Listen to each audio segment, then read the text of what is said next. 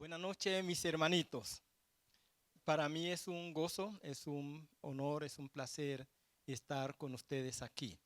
Cuando José me hizo la invitación, yo pensé, ¿qué llevo para los jóvenes? ¿Qué preparo para los jóvenes?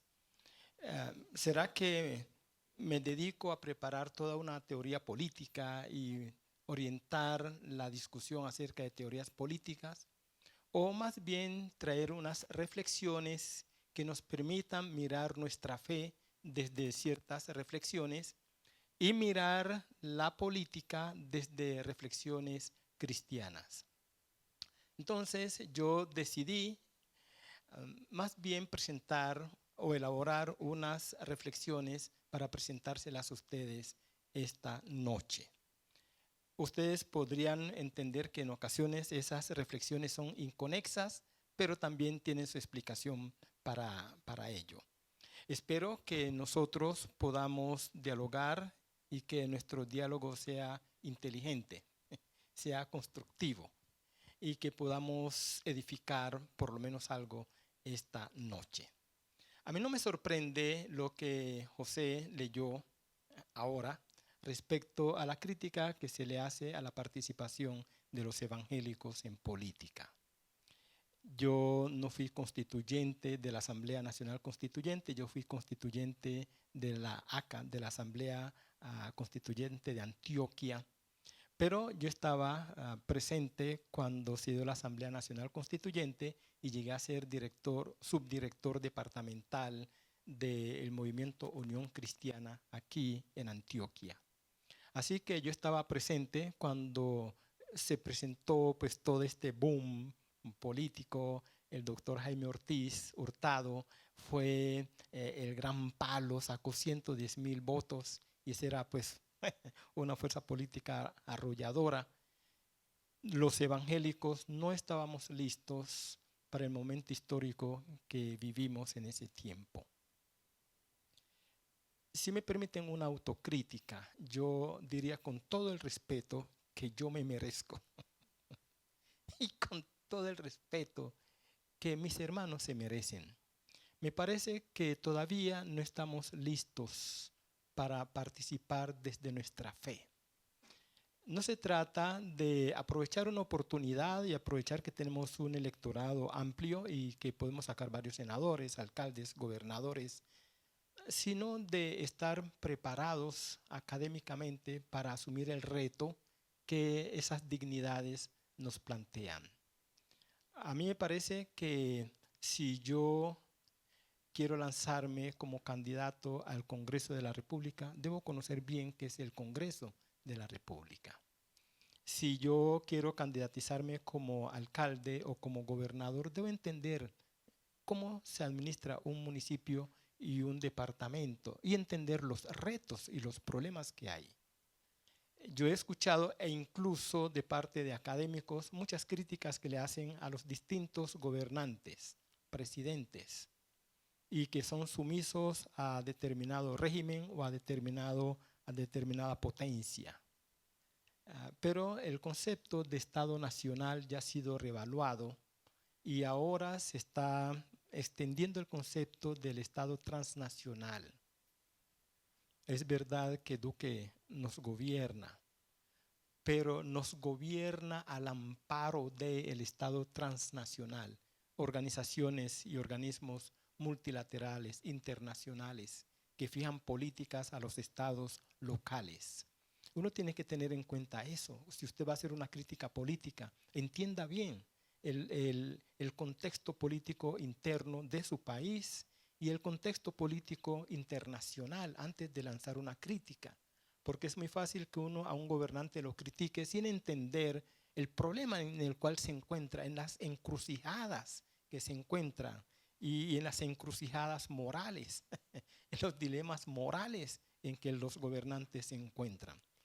A mí me parece entonces que los evangélicos no hemos discutido lo suficiente o suficientemente sobre este asunto respecto a nuestra participación en política. La disertación de esta noche o las disertaciones de esta noche, yo quisiera comenzarlas con un acerto que es de mi propia cosecha. Escúchenlo bien. El hombre es un ser en quien confluyen las siguientes facultades: razón, volición, discernimiento moral, libertad, fe y emociones, las cuales, coherente y convenientemente coligadas, direccionan la conducta del hombre hacia lo que es moral y políticamente correcto. Este acerto se fundamenta en el hecho de que el hombre es un zoon politikon, es decir, el hombre es un ser racional, es un ser político. Y también se fundamenta en el hecho de que el hombre es un zoon logon echon. Eso traducido al español significa el hombre es un ser racional. Usted es un ser racional y un ser político. Y esas dos cualidades, esas dos esencias le van a permitir a usted vivir en un espacio político. Yo quiero comenzar con una visión que vamos a denominar la economía divina. Quiero entonces hablar de la política desde la economía divina. La economía divina tiene que ver con la manera como Dios administra su universo. Si nosotros somos creacionistas, si los que estamos aquí somos creacionistas y por tanto creemos que alguien creó el universo y ese alguien es nuestro Dios, entonces tenemos que partir de ese hecho. Salmo 24 afirma: de Jehová es la tierra y su plenitud, el mundo y los que en él habitan. Dios es dueño absoluto de su creación, del cosmos, por creación, por posesión y por redención. Él lo creó, Él ejerce soberanía, señorío sobre lo creado y ha redimido su creación. Por esas tres razones, Él es dueño absoluto de su creación. Así las cosas, entonces Dios tiene todo el derecho de gobernar como soberano, como déspotes. Tiene todo el derecho de gobernar su creación. Porque no solamente la hizo, sino que la ha redimido, la ha comprado, la ha sacado de la marasma en que fue sometida por causa de la maldad, por causa del pecado. Para efectos de nuestro diálogo, yo quiero decirles que la economía divina se direcciona hacia tres lados. Por un lado, en un ángulo tenemos la oikonomía cosmológica. Oikonomía cosmológica. Oikonomía es la palabra griega para economía, que tiene que ver con la administración de algo. Dios administra el cosmos, toda su creación, de una manera sabia, soberana y absoluta. Esto incluye el tiempo, el espacio, la historia aquí en nuestro planeta Tierra, el movimiento y la existencia de galaxias, las leyes naturales que rigen el universo. Todo esto tiene que ver con la oikonomía o la economía cosmológica. Dios gobierna su universo. Esta economía está bajo la tutela, bajo la autoridad, bajo el dominio del Pantocrator, palabra griega que significa todopoderoso. Todopoderoso. Dios es Dios todopoderoso quien gobierna el universo. En la Biblia encontramos varios textos y por cuestión de tiempo los voy a omitir, pero en las memorias aquí quedan, yo creo que las mandé previamente. Nos habla que Dios es Señor del Kairos. Esa es una palabra que significa tiempo adecuado, el tiempo en que las cosas deben ocurrir. Y todo ocurre dentro de un tiempo prefijado por Dios. Dios pone límites al tiempo. Dios fija, como dice el libro de Daniel, Dios muda los tiempos y las edades, quita reyes y pone reyes, da sabiduría a los sabios y da ciencia a los entendidos. Lo dice el libro de Daniel, capítulo 2, versículo 21. Dios es Señor. Dios gobierna el universo. Esa es la economía divina orientada hacia el universo como tal. Y en este caso, esa autoridad es indelegable. Dios no le ha delegado esa autoridad a nadie, a ningún ser creado, ni a ángeles, ni a demonios, ni al ser humano. Esa es una autoridad que Dios asume por sí mismo. Los discípulos, cuando Jesús estaba dando las últimas instrucciones antes de la ascensión, los discípulos de Cristo estaban muy preocupados porque Jesús les estaba dando instrucciones y, como decía William Vinasco Che, y de aquello nada. Jesús les estaba dando instrucciones, pero los discípulos tenían otra expectativa. Y era, bueno, Señor, nosotros hemos entendido durante estos 3 años y medio que tú vas a liberar a Israel del yugo romano. ¿Lo vas a hacer sí o no? Y entonces Jesús les respondió. Claro que la pregunta fue, ¿restaurarás el reino a Israel? Esa fue la pregunta que le hicieron. Y Jesús respondió. No os conviene a vosotros saber lo que Dios ha puesto en su sola potestad. En otras palabras, ese es un asunto que le concierne a Dios solamente. Entonces, cuando hablamos de la oikonomía divina, tenemos que hablar que en primer lugar se nos presenta a nosotros de manera fenomenológica, de manera allí patente. Se nos presenta la economía cosmológica o la oikonomía general, la manera como Dios administra su universo.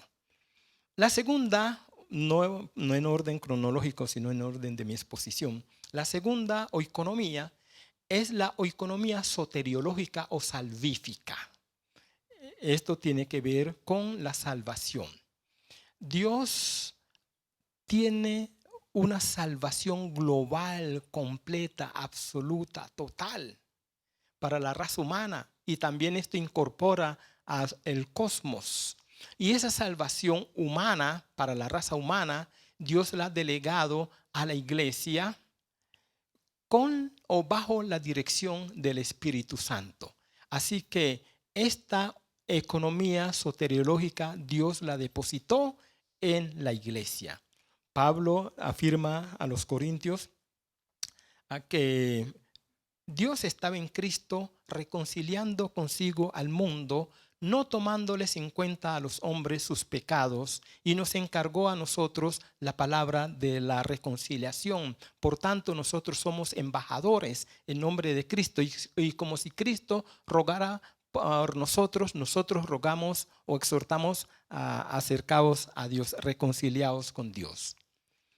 La iglesia de Jesucristo tiene la facultad de exponer el plan de salvación, porque esa es una misión que Dios le ha otorgado a la iglesia. La economía salvífica está en manos de la iglesia de Jesucristo. Un papa, Inocencio III, afirmó que fuera de la iglesia no hay salvación. Parte de la dificultad que tenemos los protestantes con esa declaración, que es verdad, es verdadera, pero parte del problema es que Inocencio estaba refiriéndose a la Iglesia Católica Apostólica Romana. Y nosotros entendemos la declaración bajo el concepto de la Iglesia Universal, que es visible e invisible. Entonces, fuera de la Iglesia de Cristo es imposible que exista la salvación, porque todo aquel que se convierte a Cristo es incorporado a su iglesia. Todo aquel, no importa la religión, no importa la cultura, donde la persona esté y pertenezca, no importa. Cuando acepta a Cristo, cuando conoce a Cristo, es incorporado a la iglesia. Porque la iglesia es la, yo no sé si es tan correcto esto, pero es una especie de mediadora de salvación en tanto que es proclamadora de salvación. Recuérdese que el único mediador entre Dios y los hombres es Cristo. Pero cuando se trata de llevar a la gente a los pies de Cristo, la iglesia desempeña un papel mediador, un papel de evangelizadora, de manera que esa economía salvífica nos la ha entregado Dios a nosotros. Y lo que nos interesa esta noche, entonces, la tercera variación de esa economía divina tiene que ver con la oikonomía política. La economía política. Identifica esta economía la administración de los pueblos de la tierra y también identifica las diferentes sociedades humanas. Dios entrega la administración de la sociedad civil, o mejor, la administración de la sociedad, la entrega en manos de lo que hoy denominamos sociedad civil. Esta sociedad civil se ha organizado como ella considera conveniente, de acuerdo con sus circunstancias, con sus recursos, con su espacio geográfico, etc. Se ha organizado en Estado y se ha dado el tipo de Estado que ya ha querido darse o que le han impuesto. Y al Estado le compete la administración de la sociedad civil. Y Dios entonces le ha entregado a la sociedad civil y con ella al Estado la administración de la cosa pública, de la res publica, de la política como sistema. En este sentido, entonces, el Estado o el equivalente del Estado es siervo de Dios para los asuntos temporales y para los asuntos políticos. Es probable que usted no esté de acuerdo conmigo en esta declaración, pero yo no estoy hablando desde la emoción, sino desde la investigación, desde el estudio, desde un estudio, un recorrido que he hecho a lo largo de estos años por la historia y por la historia del pensamiento político cristiano. Y hemos visto que el Estado es siervo de Dios. Y en la Biblia uno encuentra eso. Por ejemplo, Dios habla de Ciro como que Ciro es su Mesías y Ciro es su pastor. Y nosotros encontramos a Jeremías hablar de Nabucodonosor, que Nabucodonosor es siervo de Dios. Los reyes son siervos de Dios desde la perspectiva del Antiguo Testamento. Y eso implica que ellos tienen una responsabilidad que les ha sido delegada y les ha sido delegada por Dios. El Estado o su equivalente ha recibido de parte de Dios el principio de autoridad. En griego se dice exousia. Exousia es la autoridad que no es autoritarismo. Además, el Estado ha recibido de parte de Dios un elemento que se llama taxis. Taxis no es el aparatito de 4 llantas que tiene varios colores, amarillo, blanco, azul, etc. Taxis es orden y más adelante vamos a hablar de eso. Le ha dado al Estado también la responsabilidad de preservar la eleutería. Eleutería es libertad, que no libertinaje. Y también le ha dado al Estado la responsabilidad de darse sus propios códigos, su constitución, sus leyes. Entonces el elemento nómico está presente allí. Los 4 elementos que yo acabo de mencionar son regalos que Dios le entregó al hombre y lo ubicó en su espíritu el día de su creación. Y también son pilares que sustentan las democracias liberales acá en Occidente. Permítame hacer una declaración. Pablo en Romanos capítulo 13 versículo 1 dice que sométase toda persona a las autoridades superiores porque no hay autoridad sino de parte de Dios y las que hay han sido establecidas por Dios. Pablo aquí está hablando del principio universal de autoridad. No está hablando específicamente del arjón. Arjón es el magistrado, es el gobernante. Él está hablando del principio de autoridad que viene de parte de Dios. Ese principio de autoridad Dios lo entregó para que nosotros pudiéramos gobernarnos y pudiéramos vivir en paz. La autoridad, la libertad, la ley y el orden son apetencias del espíritu humano que están al servicio de los diferentes gobiernos y al servicio del Estado y de las democracias liberales. Para que en una sociedad haya convivencia pacífica, para que en una sociedad haya paz, haya justicia, es necesario que se preserve la autoridad, que se preserve y se respeten las libertades individuales, se respete el orden y se obedezca la ley. Es imposible que haya armonía, que haya convivencia pacífica, que haya paz en una sociedad, en una nación, en un país, en una comunidad, si se irrespeta las leyes que sustentan la convivencia de una determinada sociedad. Entonces es conditio sine qua non, es condición infaltable la preservación de estos 4 elementos para que pueda haber convivencia pacífica y para que la sociedad se pueda desarrollar. Si el Estado utiliza los aparatos de control que tiene a su disposición, Pablo utiliza la figura de la espada, la metáfora de la espada en Romanos 13:4. Si, repito, el Estado utiliza los aparatos de control que tiene a su disposición para reprimir a la ciudadanía, para ejercer un poder despótico en la comunidad, para cometer cualquier tipo de injusticias a través de actos ilegales, abusivos, indignos de su alta investidura, este Estado, este gobernante se habría envilecido, habría roto el sentido de orden y de autoridad en la comunidad política, habría desafiado a Dios y habría violado el principio de autoridad que Dios estableció. Autoridad no es autoritarismo y eso se confunde. Autoridad es tener la capacidad y el suficiente liderazgo para permitir que todos vivamos dentro del orden establecido y que respetemos la ley.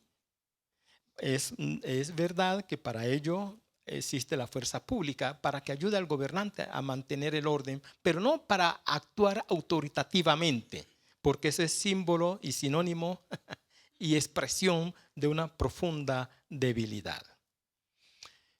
Cuando un Estado o cuando un gobernante se envilece, él debería renunciar a su alta investidura, o la sociedad civil debería revocar su mandato y quitarle el fuero. Algunos países latinoamericanos nos han dado ejemplos de ello. Por lo menos hay 2. Ecuador y Bolivia, en épocas pasadas recientes, nos demostraron que sí, el poder está en el pueblo y que reside en el pueblo y pueden quitar presidentes. En Colombia eso es casi imposible. Pero ahora no vamos a explicar por qué.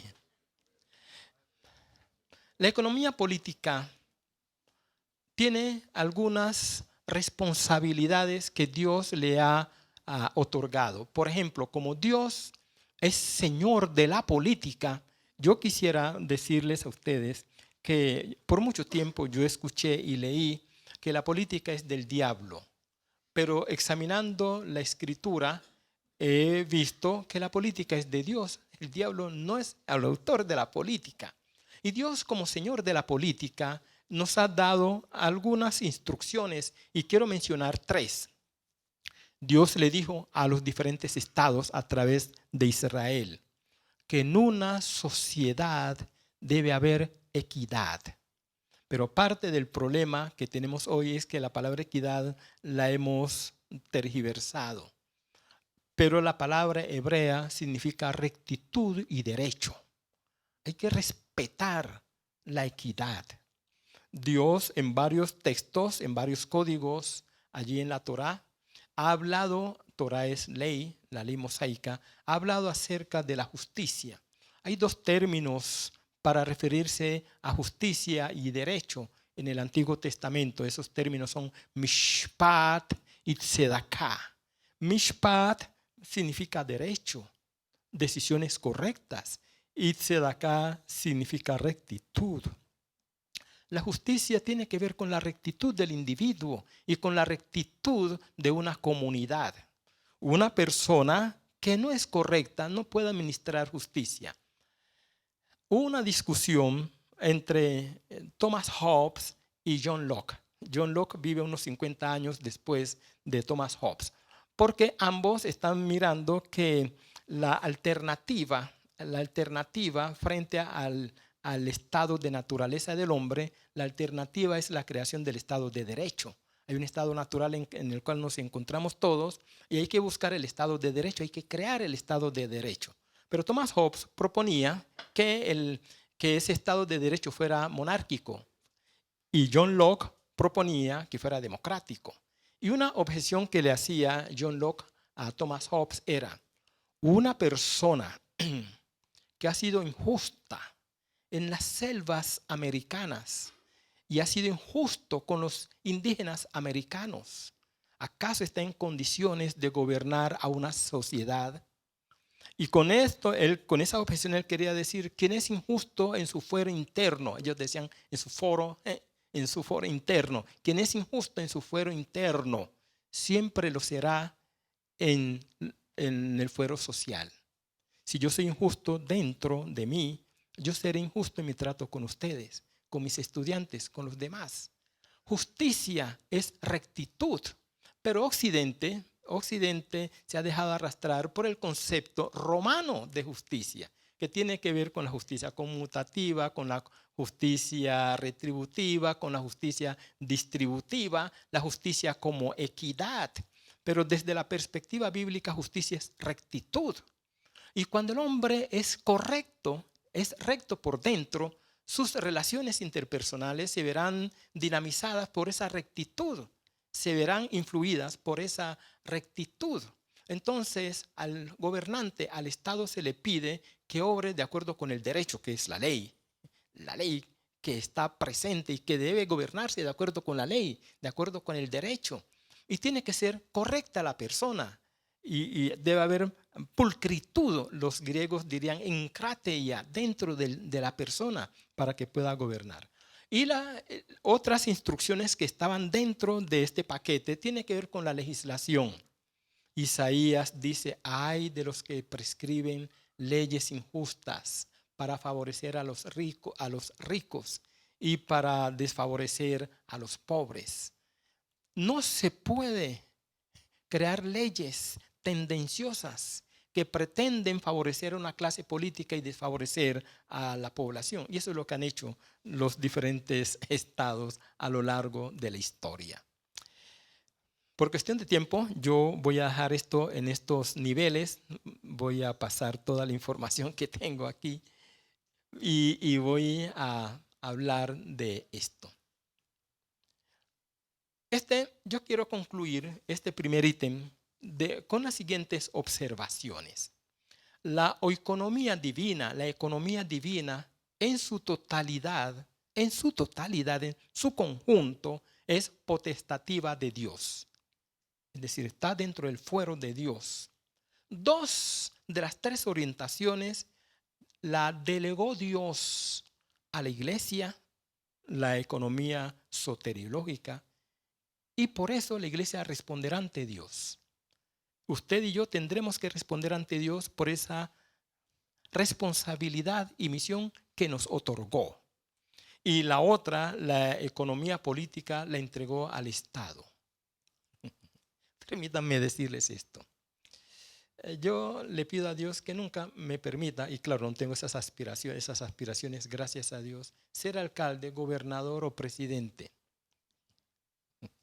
Esta gente no sabe el problema en que se meten. Porque en el caso del presidente, estos 48 millones, es que hay 48 millones en Colombia, estos 48 millones de colombianos están bajo la autoridad del presidente. Y él es responsable por lo que pase en el país. Todo lo que pasa, política, militar, social, económica, etc., el presidente es responsable aun cuando no sea culpable. ¿Me estoy comunicando? Puede ser que él no mande que eso pase, pero pasa bajo su presidencia, su gobierno es responsable. Y por cada negligencia y por cada exceso, él tendrá que dar cuentas a Dios, porque él es siervo de Dios para eso. Es verdad o es posible que Dios no le diga a los colombianos: voten por Duque, sino que los colombianos decidieron que Duque fuera el presidente. Entonces Dios le dice: Duque, una vez que tú has sido consagrado presidente, has sido ungido presidente, gobierna con rectitud. Te doy la responsabilidad de gobernar correctamente a Colombia. Yo no te elegí, de pronto yo quería otra persona, pero el pueblo te eligió, cumple con tu responsabilidad. Eres siervo y tienes que servir. No sé si me estoy comunicando. Miren, la separación entre iglesia y Estado no solo es una doctrina sana. La iglesia debe estar separada del Estado. Esa fue una herencia que hemos recibido realmente de la modernidad. En la medievalidad había dos doctrinas. Una doctrina era el derecho divino del rey. El rey está allí dei gratia, rex dei gratia. Está allí por la gracia de Dios. Dios lo impuso. Entonces el rey hacía lo que quería hacer y tenía que responderle solamente a Dios ante el pueblo, no. Y ustedes ya saben lo que pasaba en las monarquías. La otra figura que se daba era el orbe cristiano. Se hablaba del orbe cristiano y el orbe cristiano no era otra cosa que todo el planeta Tierra estaba bajo la potestad de la iglesia. ¿Y quién es el príncipe de la iglesia? El Papa. Por tanto, todo el orbe cristiano, todo el planeta Tierra estaba bajo la autoridad del Papa. Y la modernidad, sobre todo con Maquiavelo, dijo, eso no es así. Hay que devolverle el poder al pueblo, el poder de elegir los contractualistas modernos. Ellos entonces crean el Estado, sobre todo Maquiavelo, que era el Estado, y se hace la separación entre iglesia y Estado. La Reforma toma eso. Y es importante entonces que mantengamos esa figura. Pero miren, lo que está pasando hoy es el retorno a la relación iglesia-estado, a la interacción entre iglesia y Estado. La Iglesia Católica quiere imponer criterios al Estado. La Iglesia Evangélica también. Y usted escuche los discursos de nosotros los evangélicos y nos comportamos como que si Duque debiera gobernar. Yo soy muy bíblico, yo respeto la Biblia, amo a Dios, respeto a Dios, procuro obedecerlo. Pero Duque tiene que gobernar de acuerdo con la constitución política de Colombia, de acuerdo con las leyes. Y le va a parecer muy extraño lo que yo voy a decir, no de acuerdo con la Biblia. No estoy diciendo que un gobernante debe darle la espalda a la escritura. Yo no estoy diciendo eso. Lo que estoy diciendo es que este país es un país laico. Tiene una constitución. El presidente jura ante la constitución respetar la constitución y obedecer las leyes. Entonces, eso es importante para que nosotros lo entendamos. Es muy importante que entendamos eso. Existe la separación entre iglesia y Estado. Pero yo quiero leer la tercera declaración que tengo aquí, la quiero leer para ser exacto, para decir exactamente lo que escribí. La verdad declarada en el párrafo anterior, que hablé de la separación entre iglesia y Estado, debe ser complementada con la siguiente postura.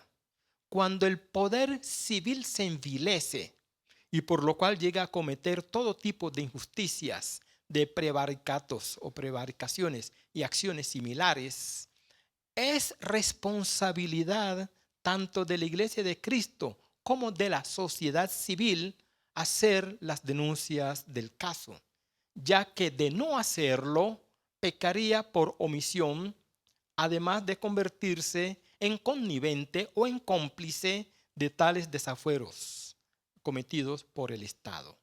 Asimismo, cuando la iglesia actúa en contra del derecho y comete actos punibles, es responsabilidad del Estado intervenir para detener y castigar tales acciones eclesiales.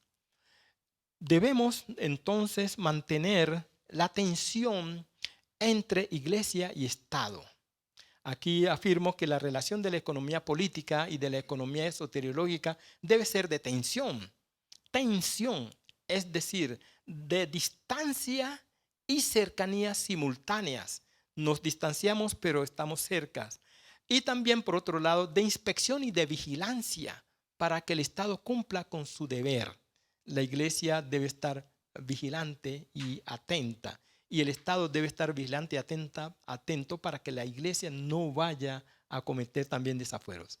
El carácter de tensión que existe entre la economía soteriológica y la economía política permite una interacción respetuosa en la cual se reconocen y se respetan los fueros. Ambas economías son coadyuvantes misional, es decir, cada una contribuye a la realización de la misión de la otra sin intervenir indebidamente en los asuntos de la otra. Yo noto que entre nosotros, los cristianos, no hay claridad política, por eso estamos cometiendo muchos errores. Permítanme decir algunas cosas respecto a esos errores. Eso no está aquí. Esto resulta de lo que ese señor que está allá sentado, que le dicen Panqui, que se llama José Orozco, leyó acá. Yo tengo que reconocer que es verdad que nos hemos preocupado mucho por la igualdad de derechos. Si la Iglesia Católica tiene estos derechos, los evangélicos también tenemos que tener estos derechos. Y entonces hemos luchado por este asunto de los impuestos. es la exención de impuestos. Y nos hemos desgastado en eso. Y es verdad que hemos dado la idea de que lo que nos interesa es defender nuestros derechos evangélicos. He escuchado a muchos creyentes decir, necesitamos personas allá en la política para que defiendan los derechos de la iglesia. Fernando Abilio Mosquera Brandt puede estar muy equivocado, pero es lo que Fernando Abilio Mosquera Brandt, alias yo, cree, y les voy a decir. Si yo fuera senador de la República o fuera asambleísta o concejal, yo no defendería los derechos de la iglesia evangélica. Me parece que mi papel en la política no es defender derechos sectoriales. Yo debo defender los derechos poblacionales. Es curioso porque, por ejemplo, a ustedes los jóvenes, ustedes saben que ANIF está proponiéndole al presidente que los recién egresados de la universidad, yo no sé si eso en los primeros meses o qué, pero que se les pague el 75% del salario mínimo. Y es muy probable que si lo presionan, si los gremios presionan eso se apruebe. Entonces me parece a mí que los políticos, en este caso los políticos que vienen del sector evangélico, deben rechazar eso. Deben decir, no estamos de acuerdo. No es justo. Desde ningún punto de vista es justo. Los sacrifican a ustedes para que los empresarios sigan ganando plata.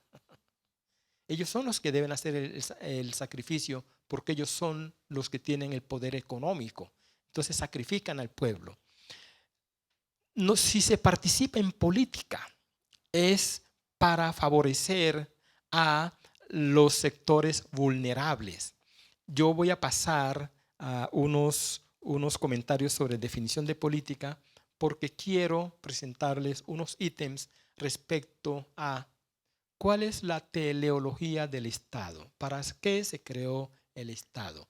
Aristóteles nos sugirió o había sugerido que el Estado se ha creado para la búsqueda del bien común, para la eunomía, que es buena ley, y para la eudaimonía, que es la felicidad, bien común, felicidad y buena legislación. En el día de hoy, ¿para qué debe existir el Estado? Yo reduje la lista a lo que les voy a presentar. Creo que el Estado colombiano tiene la responsabilidad de preservar y defender la vida. Ese es un derecho inalienable, consagrado en la ley divina, no matarás, y proclamado en la Declaración Universal de los Derechos Humanos, que se declaró en el año 1948 por la Liga de las Naciones, que hoy se llama Naciones Unidas. La defensa y preservación de la vida. El Estado debe empeñar su esfuerzo en lograr eso.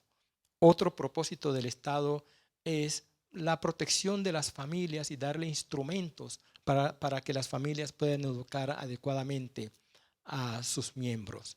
Desafortunadamente, los diferentes estados del mundo están despotencializando a la familia, le están quitando poder a la familia y están creando una especie de anarquía familiar, anarquía doméstica. Este asunto del libre desarrollo de la personalidad nos ha convencido que hay que permitir ciertas cosas aun cuando destruyan a la persona. Hay que potencializar a la familia. El Estado está para fortalecer la justicia en todo el sentido de la palabra, fortalecerla. Miren que Isaías, gran estadista, profeta, dijo que el efecto, en el capítulo 32 de su libro, versículo 17, que el efecto de la justicia es shalom. El efecto de mishpat y sedaká es shalom. Es decir, cuando la justicia se establece en la base de la sociedad, el resultado es paz y convivencia pacífica, y armonía, incolumidad, bienestar. Entonces hay que propender por la justicia, hay que buscar la justicia. Hay que buscar incansablemente la paz. El problema que hemos visto en América Latina es que se nos ha convencido que la paz consiste en un pacto entre sectores en conflicto. ¿Y quiénes son los sectores en conflicto? Los subversivos y el Estado. Y leemos equivocadamente el problema. Es la sociedad la que está en conflicto. La paz no se construye de arriba hacia abajo. Eso fracasa, ha fracasado. La paz se construye de abajo hacia arriba. Las fuerzas vivas, las fuerzas de la sociedad deben participar en construcción de paz. Y la paz se construye cuando hay ética, cuando hay eudaimonía, es decir, bienestar, cuando hay justicia, cuando hay trabajo, cuando hay respeto, cuando hay solidez en el carácter, en los valores. Desde allá se construye la paz. Y el Estado está para eso, pero ustedes ya entienden, ya saben lo que está pasando. Los estados están para promover las virtudes, los valores, propiciar una comunidad sana, en krateia. El Estado está para proveer y promover educación, empleo y productividad. Y el Estado está para cuidar la naturaleza, el ecosistema, y para promover el bien moral, espiritual, el bien social y el bien político. Esto es lo que nuestros políticos deberían defender en la alcaldía, en los consejos, en la gobernación, en las asambleas departamentales, en el Congreso de la República, en los ministerios, en los institutos descentralizados y en la presidencia de la República. Quiero brevemente, no sé cuántos minutos tengo todavía, si tengo minutos. Ok. ¿Cuántos minutos tengo? Para el operador Redil. Sí, sí.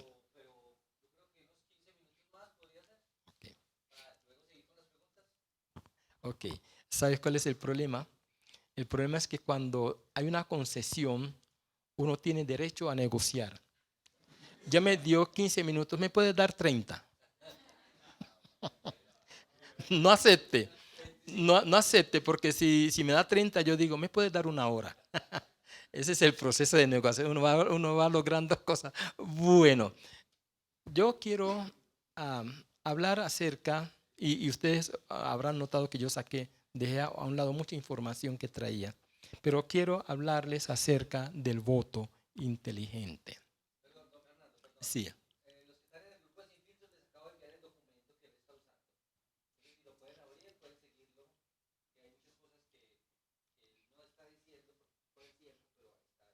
Sí, gracias mi hermanito. Sí, muy bien. Voto inteligente. Nosotros debemos corregir, o los que tienen esa percepción, deben corregirse la idea de que la persona es apolítica. Ningún ser humano es apolítico y ninguna institución humana es apolítica.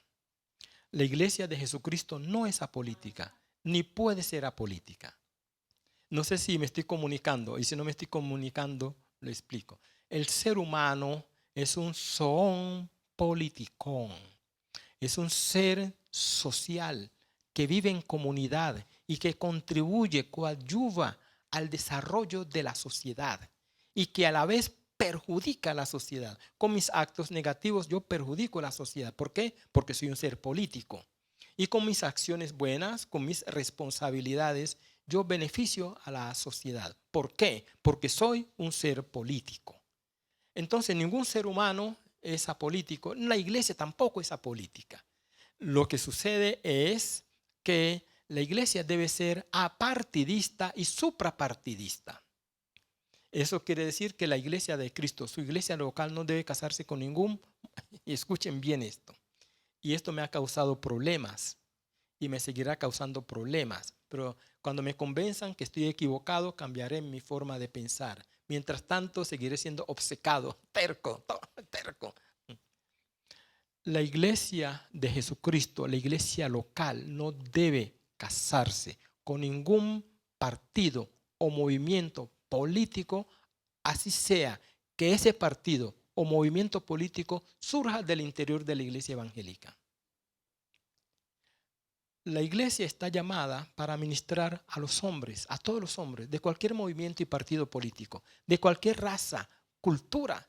Nosotros como iglesia debemos vivir, si nos toca vivir, y ministrar en un régimen fascista, socialista, comunista, en un régimen derechista, ultraderechista, en una tiranía. Nos toca vivir y ministrar en esos contextos, porque en esos contextos nosotros representamos los intereses del reino de Dios. Por tanto, esta iglesia local no debe afiliarse y anexarse a ningún movimiento o partido político. Debe conservar su independencia política para que esta iglesia pueda ejercer su función profética. Voy a decir algo que les va a molestar. A algunos de ustedes les va a molestar y si me van a sacar a las patadas, me dicen, yo salgo por mis propios medios para salir ileso. Fernando Abilio Mosquera Brand, yo, escuche bien, no puedo ser uribista, tampoco puedo ser antiuribista.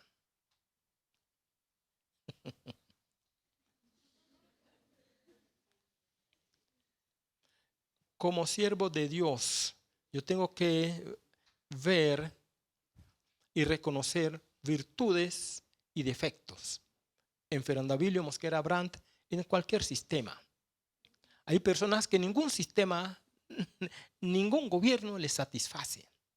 Pero nosotros, si queremos ser profetas de Dios y cumplir con esa función profética, no puedo ser anti o pro, porque mi juicio se obnubila, se parcializa.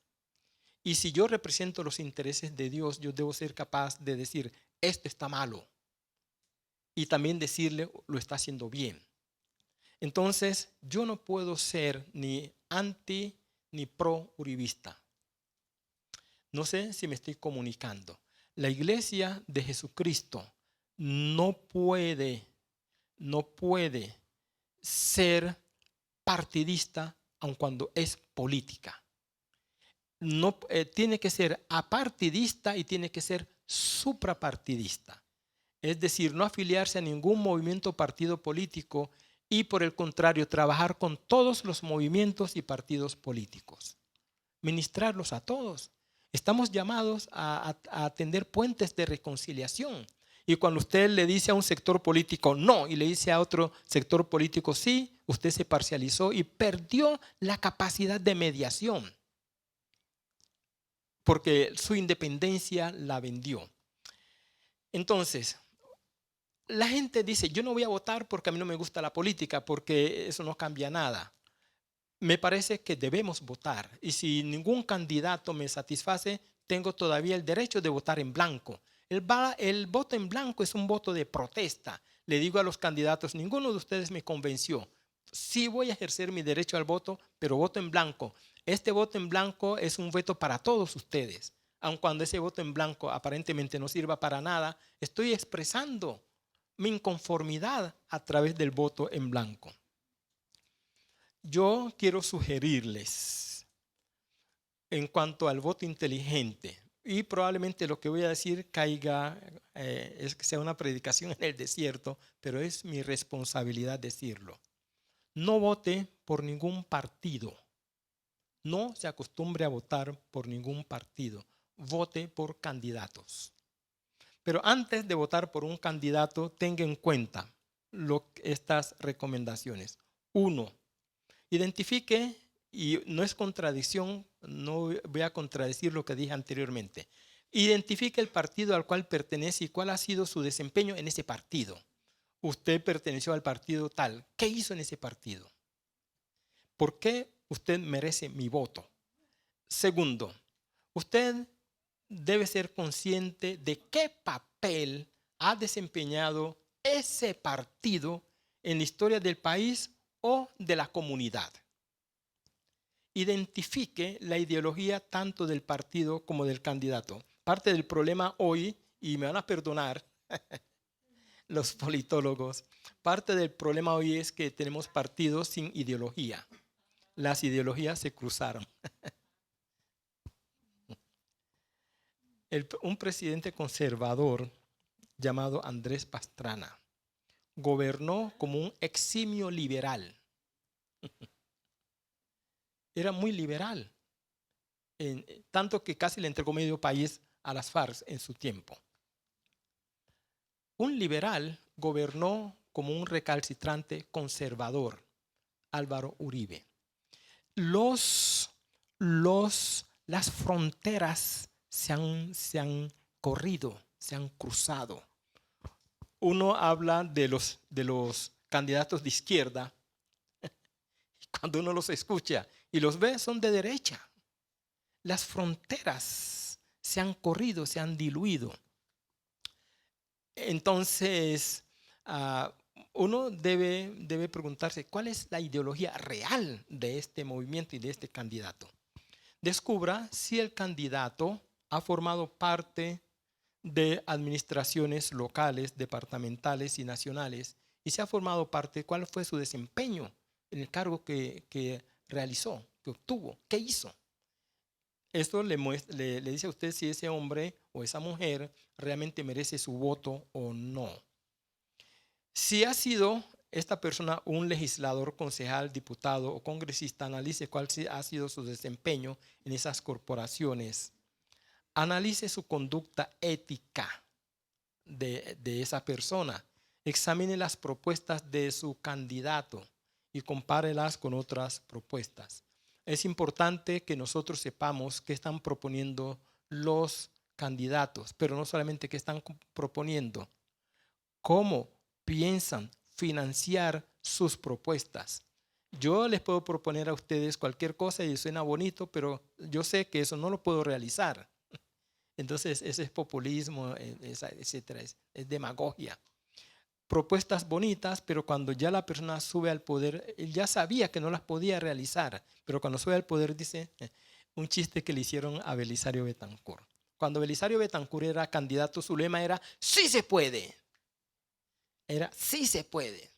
Entonces sube a la presidencia, este es un chiste que le hicieron, sube a la presidencia y entonces le preguntan lo mismo que él prometió en campaña y dijo sí se puede. Pero como candidato, sí se puede. Afirmación. Presidente condicional, sí se puede. Cuando dejó la presidencia, no se pudo. Perdonen ese chiste y los betancuristas que lo perdonen. Pero no solamente debemos mirar las propuestas, sino cómo lo va a hacer. ¿Cómo lo va a hacer y con qué dinero cuenta para hacer eso? Y mire si esta persona está involucrada directa o indirectamente con actos ilícitos.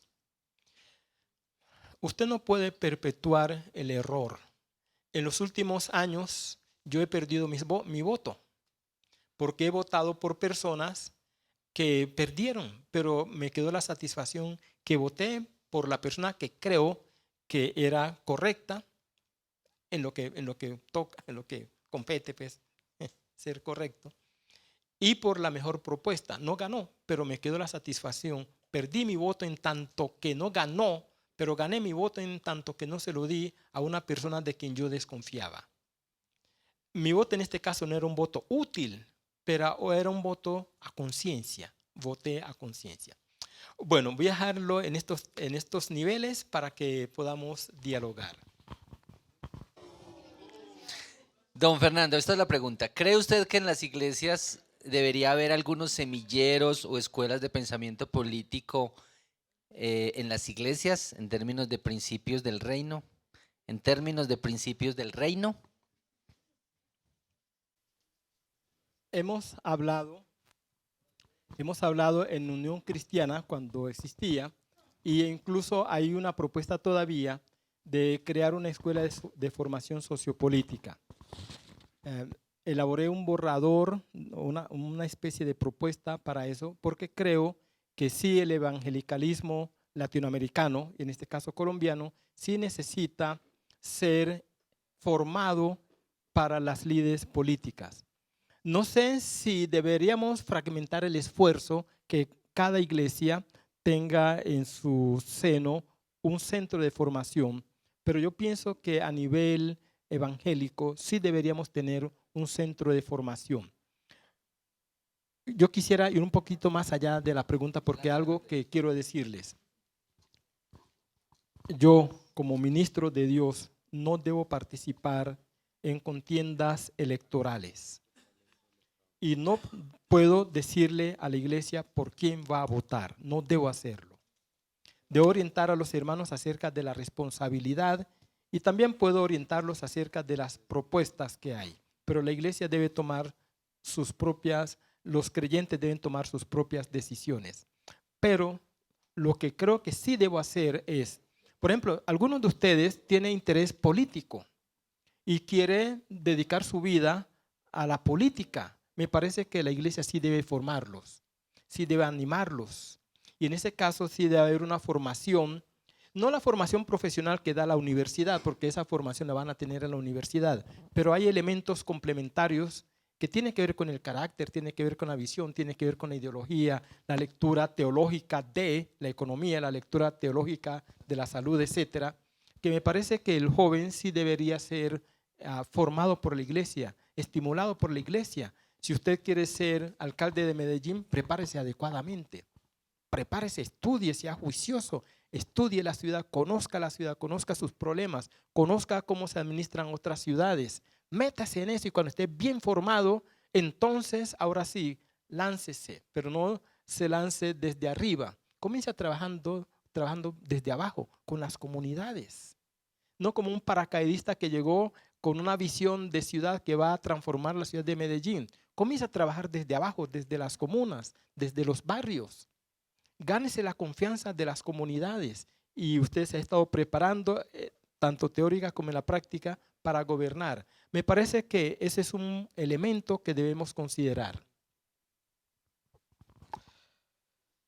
¿Cómo la economía cosmológica que le corresponde solamente a Dios llega a hallarse limitada por los actos legislativos que van en detrimento de la fe?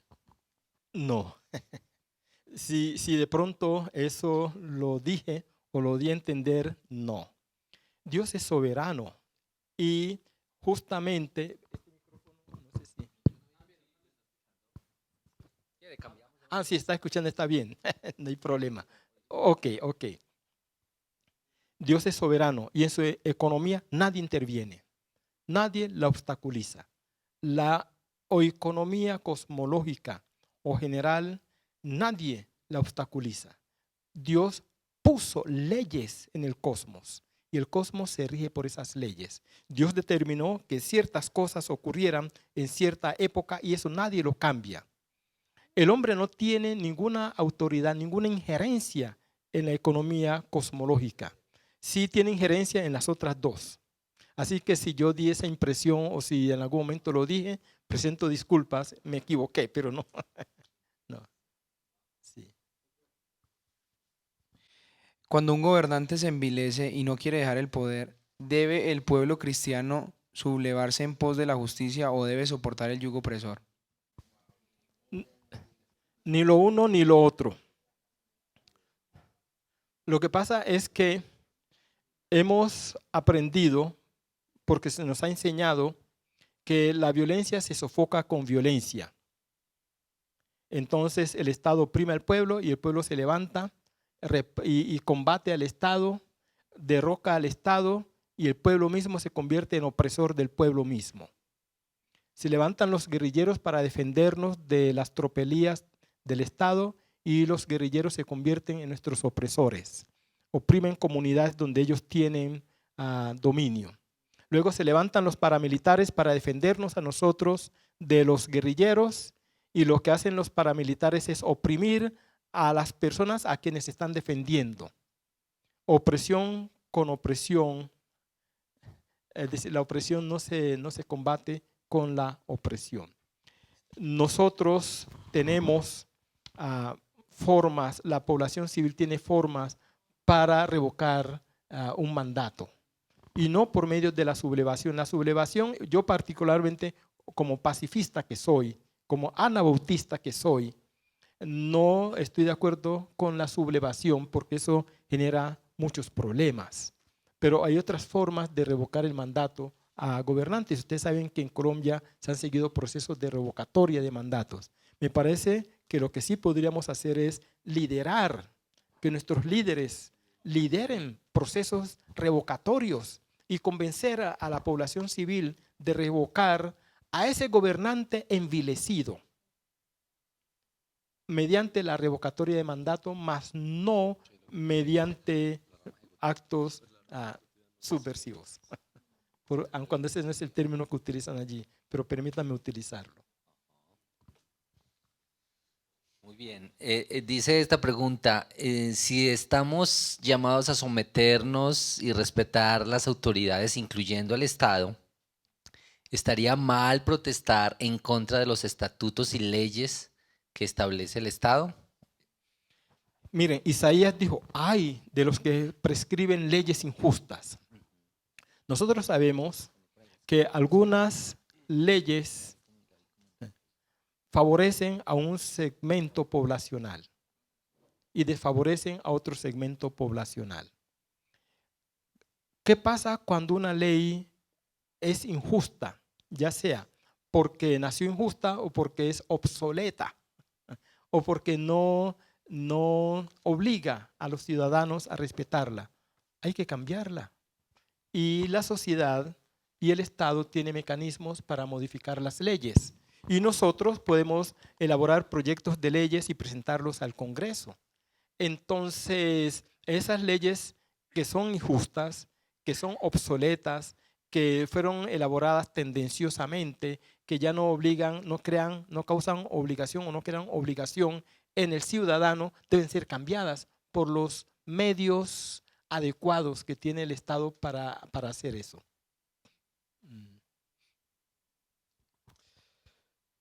Con respecto al acerto con el cual inició, el ser humano tiende a lo moral y políticamente correcto. Hoy en día lo políticamente correcto muchas veces se contrapone a lo que dice la Biblia. ¿Qué debe hacer el dirigente cristiano? Entonces les voy a decir una cosa. Si lo político, si las decisiones políticas van en contravía de la ley natural, de la ley divina, de la ley natural, de la ley divina y en contra de la conciencia, no es moralmente correcta. Hay que cambiarla.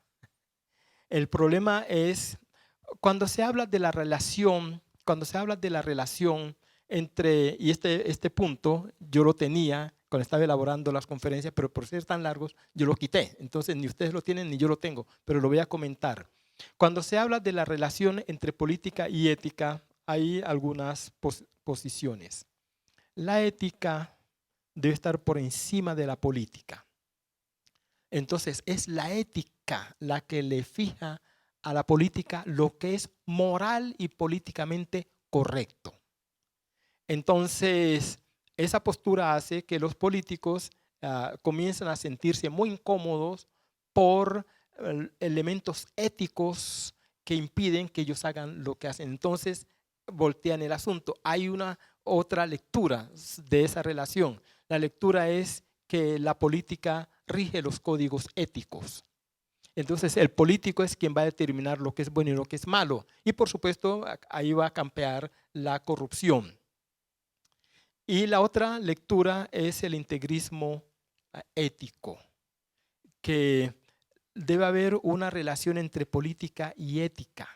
Y la política debe dejarse permear de la ética y la ética debe incorporar elementos políticos en su propio acervo ético. Si un político está haciendo algo que vaya en contra de la Biblia, créanme que el político está equivocado. El Congreso estará equivocado. Parte del problema hoy es que mientras yo voy a decir esto y si ustedes se van a enojar conmigo, tienen todo el derecho de hacerlo. Ese es su derecho. Y yo también tengo el derecho de decir lo que yo responsablemente creo que debo decir. Dios declaró que la práctica homosexual es abominación. Dios lo declaró. Los diferentes estados en el mundo han declarado que es una conducta normal. Entonces lo que Dios declaró es una abominación. Las leyes positivas de los estados la han normalizado. Alguien está equivocado. Y si Dios es el creador, si Él hizo a esta máquina humana y le estableció leyes, es porque Él sabe cómo funciona esta máquina. Entonces, si alguien está equivocado, creo que no fue el fabricante. Es el que está reparando, el que se equivoca. Cuando repara el aparato le sobran piezas. y entonces, en este caso, las leyes del Estado deberían ser reconsideradas. Es más, hay sectores del Estado que no están de acuerdo con eso. Por ejemplo, lo que la Corte Constitucional aprobó, no, la Corte Suprema, bueno, una corte que ahora se me escapa cuál de ellas, acerca de las causales del aborto. Hay sectores poblacionales que no están de acuerdo con eso. Por lo menos a menos que la vida de la madre esté en peligro. Si la vida de la madre está en peligro, entonces si está en peligro van a morir 2 personas. Y la ética situacional diría, para que mueran 2 personas es mejor que muera una sola persona. Y en este caso el aborto podría ser tolerable, pero en otros 2 casos no. En los otros 2 casos no. Entonces, yo creo que la Biblia Dios jamás va a estar equivocado. Son las leyes las que son emitidas con ciertas tendencias para favorecer ciertos sectores. Doctor, bueno, creo que tú ya has mencionado como tu postura frente a eso, pero hay varios que han colocado en diferentes papeles. ¿Qué candidato votarías a la alcaldía de la gobernación? Tengo la responsabilidad de decirlo.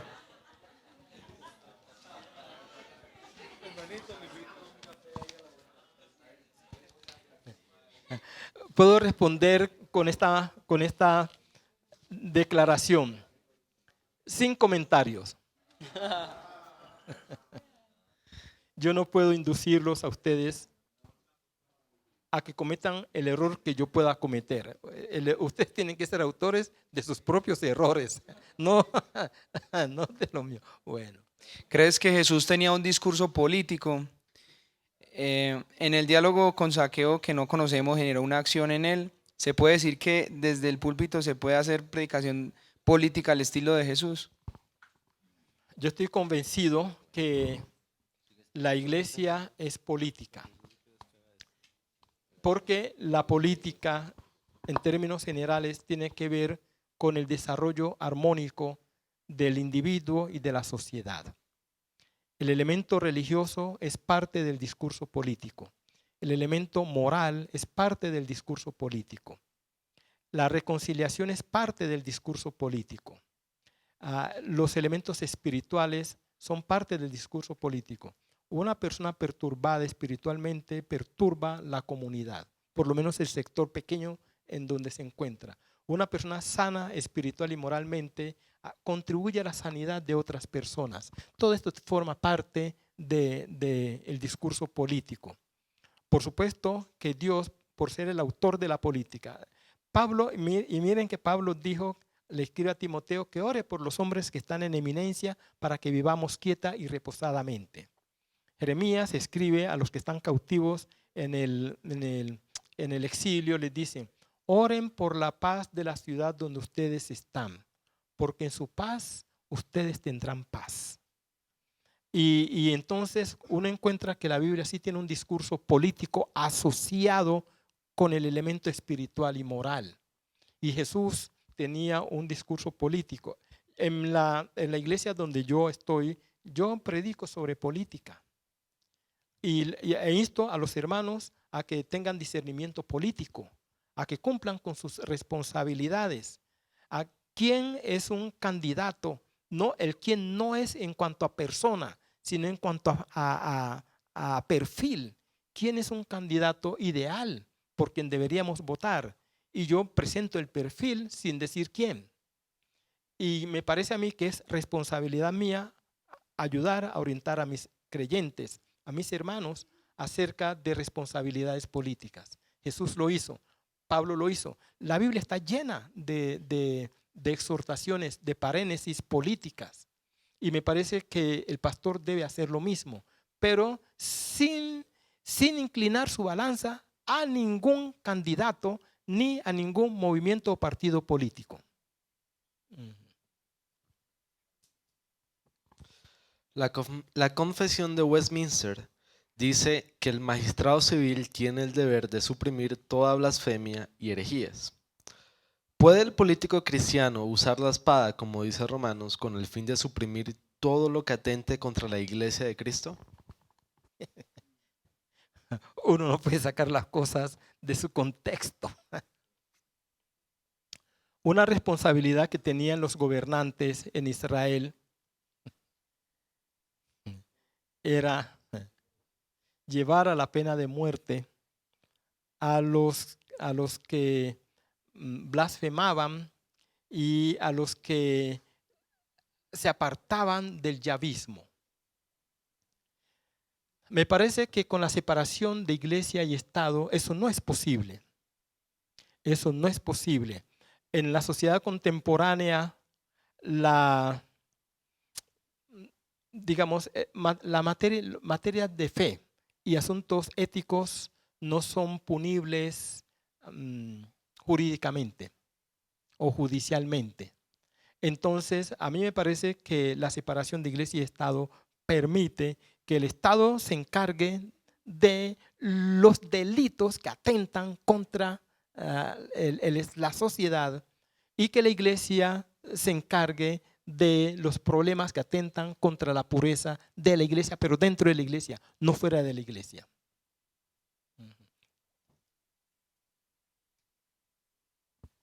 Don Fernando, ¿qué opinas? ¿Qué opinión tienes de los pastores que están lanzándose a los cargos políticos?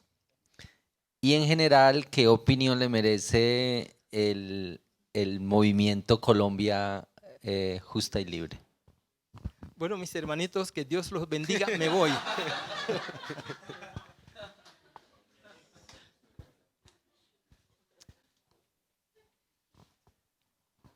Escuchen esto. Por el hecho de que todo el mundo haga algo, no quiere decir que es correcto. La tesis que yo he sostenido, y eso me ha causado muchos problemas, recuerdo que en una ciudad un pastor se enojó mucho conmigo. Y aquí en Medellín un pastor se enojó mucho conmigo porque yo dije, Dios llamó al pastor para que pastoree la grey. Dios llamó a hombres para que pastoreen la cosa pública. El político tiene la responsabilidad de pastorear la cosa pública. En ese sentido, Dios se dirige a Ciro como mi pastor, como mi ungido, mi Mesías. Dios ha llamado a hombres para que se encarguen de la cosa pública, de la cosa política, de la res pública. Y ha llamado a hombres fieles para que guíen la grey. Les voy a decir una cosa. Uno de los significados que tiene la palabra injusticia, los sedaká, en el Antiguo Testamento, es dejar de ser aquello para lo cual fuimos vocacionados. Un concepto o un significado de justicia de sedaká es ser aquello para lo cual fuimos vocacionados. Si yo fui llamado por Dios para ser pastor, yo no tengo por qué combinar mi ejercicio pastoral con la política en el sentido de dar mi nombre como candidato. Eso es ignominioso.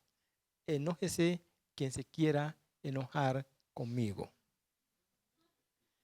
Zapatero a tus zapatos. El político se ha preparado, espero, algunos no se preparan, sino que van a hacer lo que van a hacer. Pero el político, en teoría, se ha preparado bien para ese cargo. El pastor ha sido ungido para ese cargo. No debe combinar las dos cosas. Respecto a Colombia Justa Libre, ¿quién hizo la pregunta? Si me concede la gracia y por compasión a mí, no responder la pregunta. No sé si a menos que diga, no, usted tiene que responderla.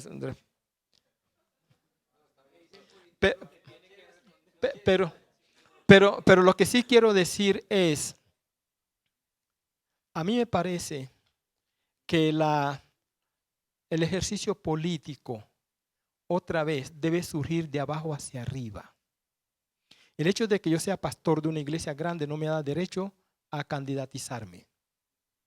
El hecho de que yo tenga una iglesia y yo sea una figura pública no me da derecho a buscar el voto de esas personas. A mí me parece que si yo he trabajado con las comunidades, he sufrido con ellos, he padecido con ellos, les he ayudado, los he dirigido, apenas es justo que yo aspire a un cargo en donde yo pueda trabajar con ellos de manera mejor y pueda ayudarlos más eficazmente. Y yo como pastor nunca, aun cuando sí he trabajado con desplazados y he trabajado en comunidades, pero ha sido el trabajo desde el ejercicio pastoral como práctica de allí ¿cómo se llama esto? De estas brigadas que uno hace.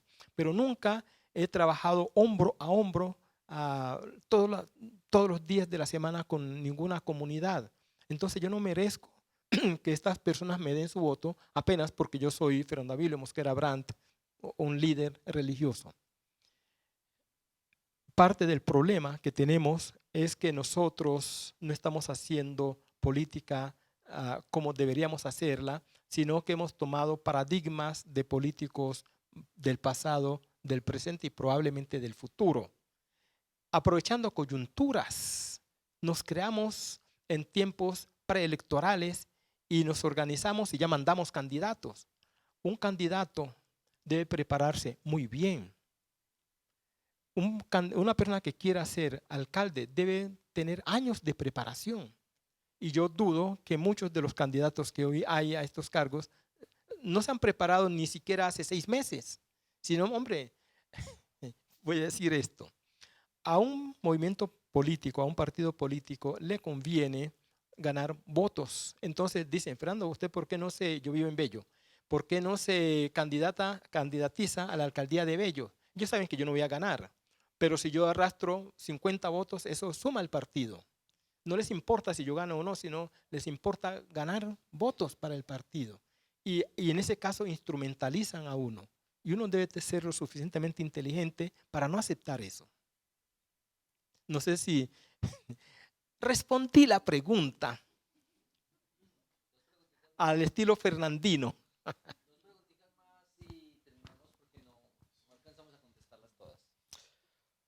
Cuando estaba hablando acerca del voto inteligente, mencionó que debíamos evaluar la ética de los candidatos. Los hechos de una persona antes de gobernar demuestran su carácter, que luego es reflejado a la hora de administrar. A la hora de evaluar la ética, ¿se debe evaluar la ética de sus ejercicios administrativos o de otras áreas de su vida? Aristóteles utilizó un término y el término es sino lo. Y yo voy a utilizar ese término ahora, sino lo. No sé qué significa, pero suena bonito, ¿sí o no? El ser humano es un sínolo, es una unión inseparable de todas sus partes integrantes.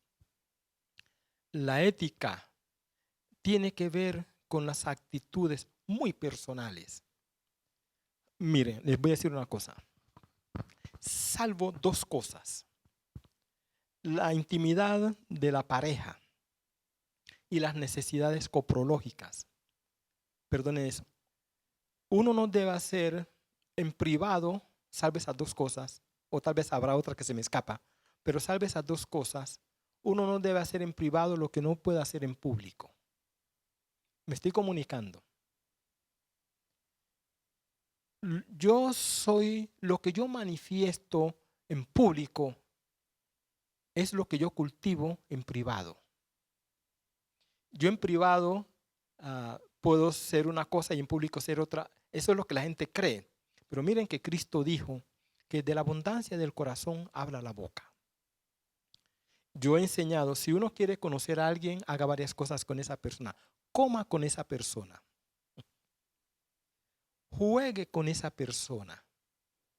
Y escuche a esa persona. La gente siempre dice lo que hay en su corazón.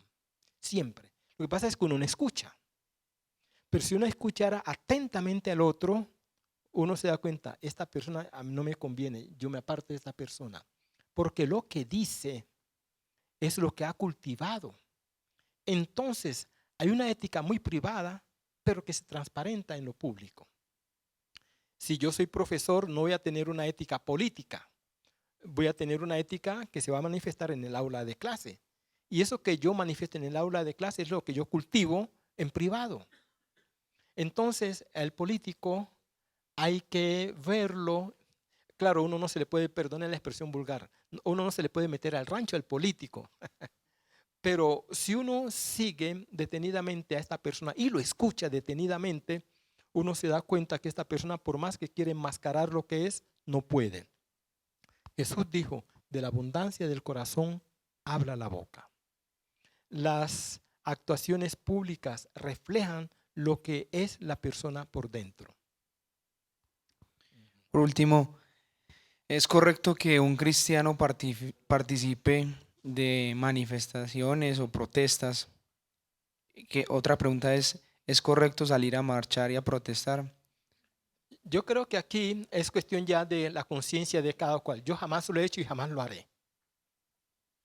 Yo estaba haciéndole unas vueltas a una cuñada mía en la Alpujarra, en el cuarto piso, en ese tiempo, no sé ahora, en el cuarto piso, ese cuarto piso, allí funcionaba la Secretaría de Educación. Hace muchos años yo sí he estado yendo a la Alpujarra, pero para otra cosa en ese piso. En esa ocasión, yo estaba en el cuarto piso, me estaban atendiendo y al frente de Alpujarra, en ese parque al frente, no habían creado lo que hay hoy.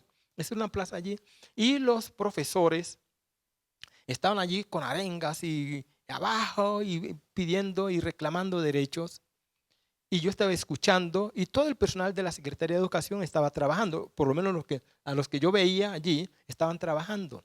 A la niña que me estaba atendiendo yo le dije, señorita, ¿usted está escuchando lo que están diciendo? Y me dijo, sí. ¿Y por qué no le paran bolas a lo que están diciendo? Y ella me dijo, mire, esa es cuestión ya de todos los días, ya no le paramos bola a eso. Entonces los profesores desgastándose allá y el personal de la Secretaría de Educación no le prestaba atención, porque eso se volvió cotidiano. Yo no lo hago porque no creo en la eficacia de eso. Y no estoy diciendo que no se debe hacer. No le estoy diciendo a nadie que no se debe hacer. Lo que estoy diciendo es, yo no creo mucho en la eficacia de eso. Por ejemplo, una persona hace huelga de hambre y yo soy gobernante. No, yo no le dije a él que se matara. Él verá, si no quiere comer, que se muera. Es un problema de él, no es un problema mío.